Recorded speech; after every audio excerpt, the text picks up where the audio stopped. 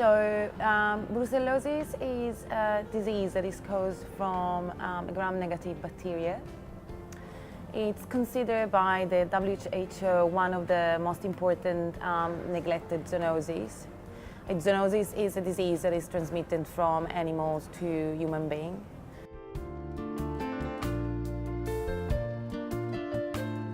The reason why it's considered neglected is because even if it's widely spread in many countries, many parts of the world, there actually haven't been much funding and much research done to look for risk factors and causes and presence of brucellosis in developing countries.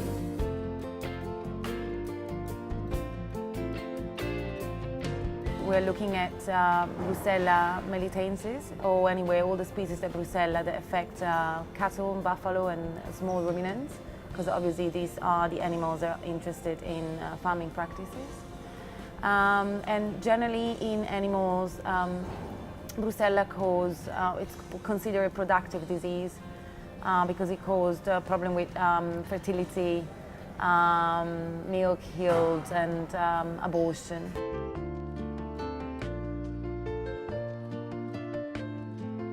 In terms of context, in terms of risk factors for the transmission to human beings, we have seen in the past that generally a close contact to farming animal, to sick farming animals, it's enhance the chances of human being becoming infected with the bacteria, or the consumption of infected milk, or particularly the contact with placenta and any calving materials during birth.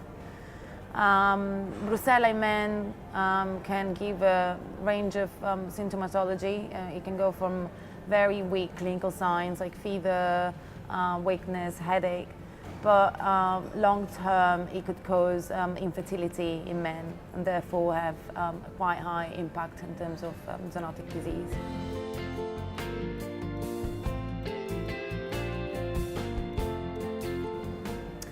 In our study,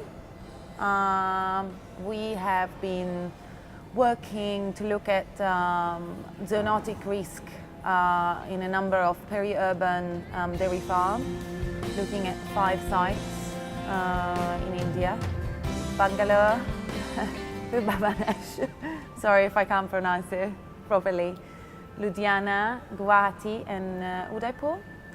So the idea is to look at these farms because we have seen, or PHI have seen, that there's been a growth in production and animal density in farm located in peri-urban area that still don't have that level of biosecurity and good farming practices that might prevent them to become a focus of infectious diseases. And that's why we are looking particularly at these farms. These are farms that have less than 10 milking or dry or heifer cows, and they've shown it's quite similar homogeneous farming practices. And when we have looked for Brucella, we have looked for E. coli, we have also looked for drivers for antimicrobial usage, which is another part of the project. It's very important.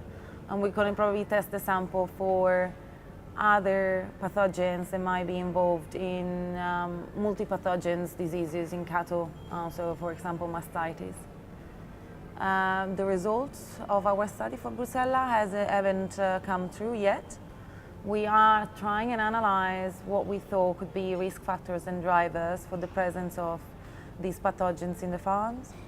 And what we want especially is to go back to the farms and collect information about knowledge, attitude and practices, because we strongly believe that aside from normal disease transmission patterns, which could be due to animal contacts and in general disease dynamics with epidemic peaks, there's a big role in actually what the farmer does and what the farmer believes it's right to do with their animals, and that might put them at risk of contact with this particular zoonotic disease. And therefore a lot of work has to go to look for what are the drivers for the presence of this particular zoonotic disease in India.